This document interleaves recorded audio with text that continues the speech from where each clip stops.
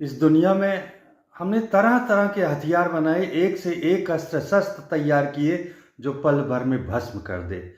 लेकिन सबसे घातक हथियार जो है वो हमारा दिमाग, हमारा ब्रेन। इससे ज्यादा घातक हथियार आज तक दुनिया में कुछ नहीं हुआ है। श्री कृष्ण भगवान कोई हथियार लेकर महाभारत लड़े थे क्या? तो मेरे मेरे के शत्रु हैं, मेरे मेरे के वार, और मेरे मेरे के जगत मां अस्त्र शस्त्र हथियार।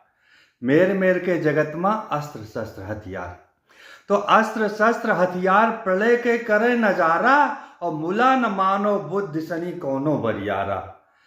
अस्त्र शस्त्र हथियार प्रलय के करे नजारा, और मुला न मानो बुद्धि सनी कौनो बरियारा। और कहे चिड़ैया एक कन्हैया जो टेरी के, और लड़े